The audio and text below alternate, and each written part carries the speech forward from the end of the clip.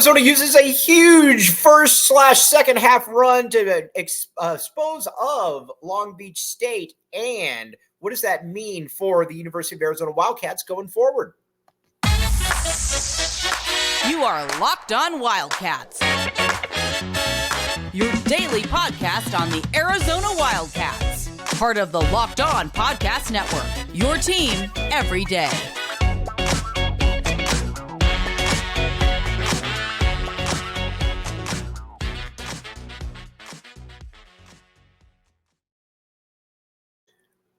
Thanks for making Locked On Wildcats your first listen of the day. This show is brought to you by Nissan. All right, now, the University of Arizona took care of business against Long Beach State. And again, this was kind of a frustrating performance to start off, as I think anybody that was watching this game who's an Arizona fan, they would all concur, because Arizona was missing layups and Long Beach State was playing pretty good ball. One thing, though, that I was not super concerned about this, because generally when you have really good teams, they are not going to continue to miss layups. And that was the case. Arizona proved to me right there. They did not continue to miss layups, and they took advantage and they cruised.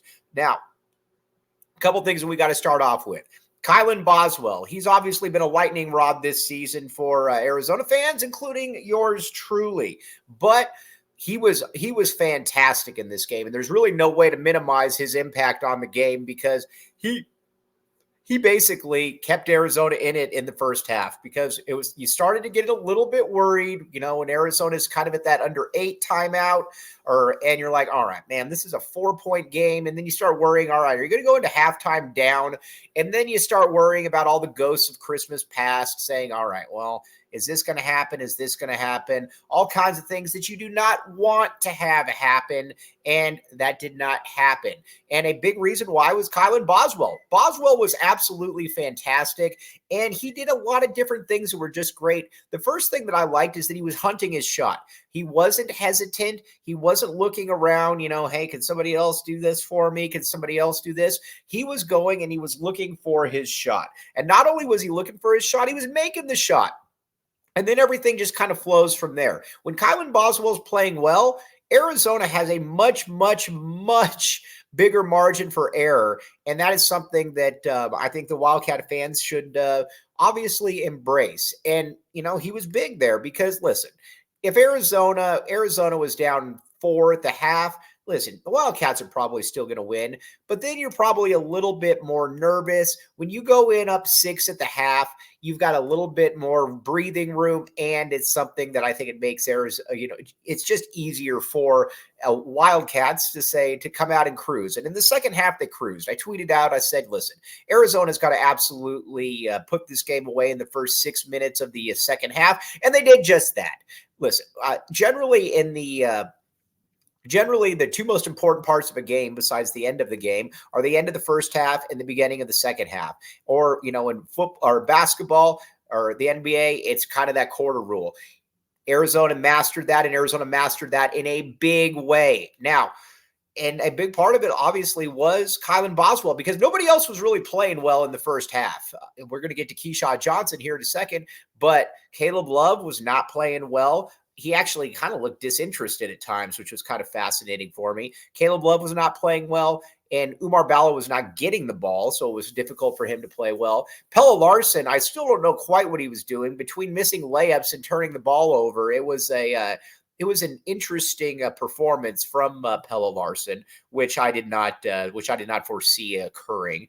And then after that, nobody was really doing much, and you're just kind of worried. So Kylan Boswell kept Arizona in the game. Then in the second half, Keshad Johnson came alive. And not only did Keshad Johnson come alive, he proved to be the total difference maker. And when Keshad Johnson is playing well, there is really nobody else like him on this roster. He's about 6'7", 225 pounds, super strong, uber athletic. And I think some of the frustration, at least for me this season, was that Keshad Johnson wasn't playing like this all season. Keshad Johnson is the kind of player that he should always be good. Energy hustle players should always be good. It's not now. Listen, he's really developed a 3-point shot, which is absolutely fantastic to watch unfold. But at the end of the day, he's also not somebody that is relying on a step back three or something where you could kind of get out of place, things like that. He is essentially a hustle effort player. He gets rebounds, finishes in traffic, and if you give him the open three, he shoots it. And Tommy Lloyd, much to his credit, recruited him on that mantra, and he is certainly passed that bill. He has looked very, very good in that. He's looked very, very good during, in that new role. But there's been a lot of moments here where he's been kind of missing in action. And I think the one thing about Arizona that we've seen all season is that when he is playing well, that it kind of like Kylan Boswell, it just gives you a huge margin for error. Think about Purdue.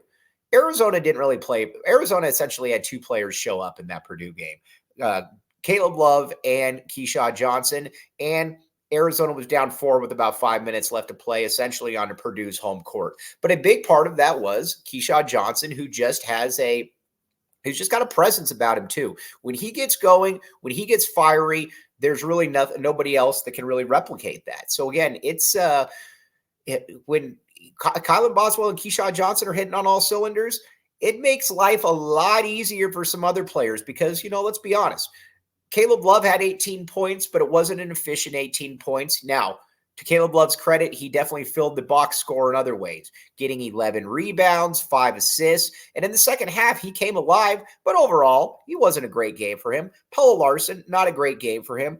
Umar Ballo, better. And we're going to get to Umar Ballo here in a second, but it wasn't a vintage 19 and 15 game from Umar Ballo. So those two guys really kind of took the bull by the horns, and you got to give them a ton of credit for what they were able to do because, again, I don't know that a lot of people were expecting that from Kylan Boswell. Keshad Johnson, to me, is certainly different because he's been there before, and again, we've seen it. I keep going back to that Washington game where you kind of forget how good Keshad Johnson can be, and then he had, 3 blocks and 8 rebounds in,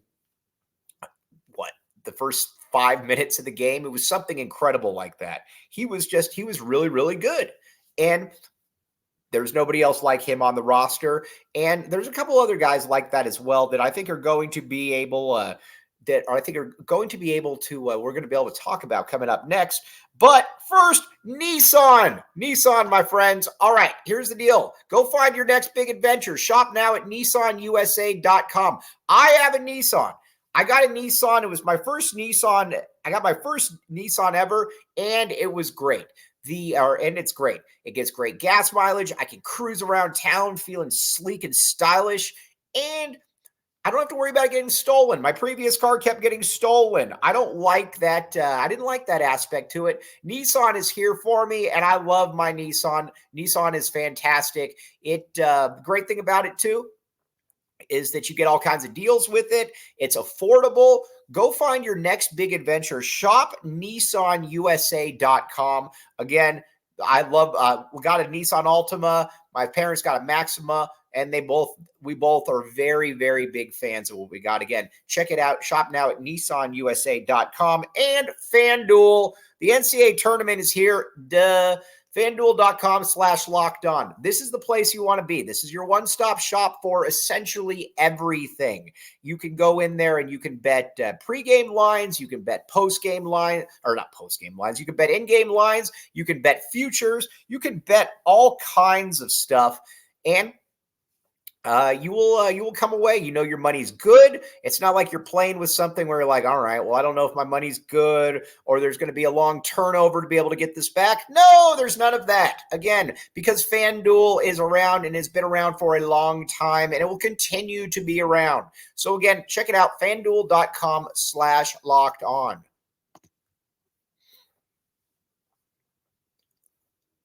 Thanks for keeping it locked on Wildcats and making this your first listen of the day. We are on the post-game show now. All right, now let's talk a little bit more about Arizona and kind of their strengths going forward. Listen, Umar Ballo, leader of men, he is going to be a difference maker. He should be a difference maker in every single game. Now, again, he's not in Folly Dante. That's obvious. And Folly Dante is somebody that's just got a little bit, he's just better around the hoop. He just moves a little bit differently. But Umar Ballo is also one of the biggest, strongest players in the entire country.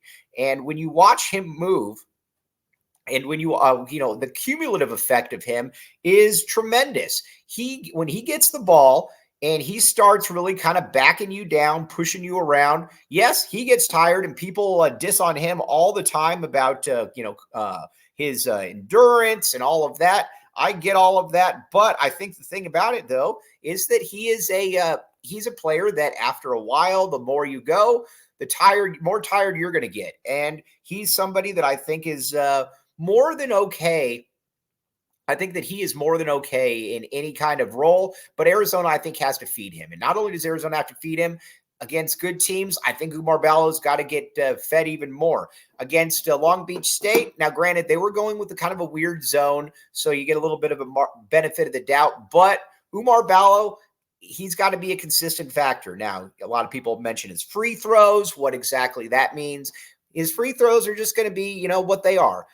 But he was a little bit more confident in this game, and I think that is a big part of this. But overall, Arizona did what good teams do, in that, yes, you didn't play a great first half. You certainly didn't play a great first 16 minutes.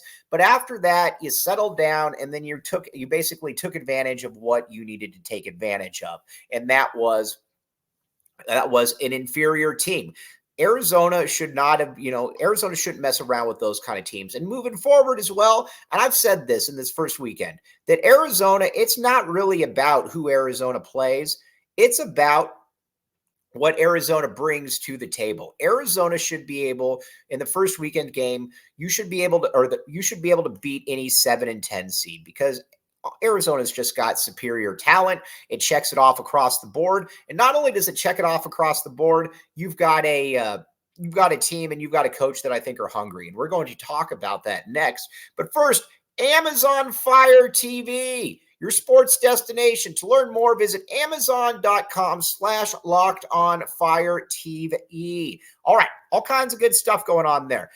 We all know that streaming is the wave of the future, my friends. Well, wave of the future. Check it out. Streaming, all kinds of good stuff.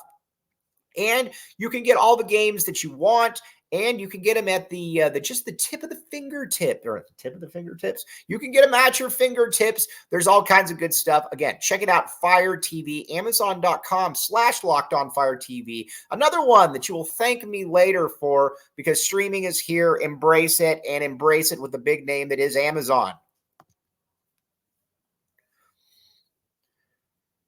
Thanks for keeping it locked on Wildcats and making this your first listen of the day. I am your host, Mike Luke. All right, now, let's talk a little bit of just going forward. This is a team that should make the second weekend. I don't really care who you play. It's a 7 or a 10 seed. Arizona just has superior talent. You look at it across the board. Umar Ballo is a 15 and 10 player on a top 10 team in the country. There aren't a lot of players like that. Then Keshad Johnson, player that had 13 and 4 in the national title game last year. We've seen what a difference maker he is when he gets going. Pelle Larsson, kind of that jack of all trades. Now, Pelle's a little bit inconsistent, obviously, but Pelle's a good basketball player. We all know that Pelle can play. My bad, Pelle Larsson. And then Caleb Love was obviously the conference player of the year. And if Kylan Boswell has it going, Arizona's going to be a really, really tough team to beat. And if he doesn't have it going, that's when you go to Jaden Bradley. Either way, there's a lot to like about this team. You got KJ Lewis off the bench. This team should be able to go far, and especially in the West region, this team should be able to look any team in the eye and say, team should be able to look any team in the eye and say, we got a real chance against you. Not, whether that's UConn or whether that's a, UConn or any number one seed like in North Carolina, let alone a 7 or a 10 seed. So I don't expect, but I'm saying that Arizona should roll in the second round, and you just keep this one going. You keep that momentum flowing, and we'll see where it ends up. But good performance by the University of Arizona today. Got to be very happy with how things transpired. And not only be very happy with how things transpired, that they came out and they did what good teams are supposed to do in the second half. And then they just put that middling team away. And, it was a game effort by Long Beach State, but they were just overmatched. But we'll be back with you tomorrow, breaking down Arizona's second round game. As always, thanks for listening to the Locked On Wildcats postgame show.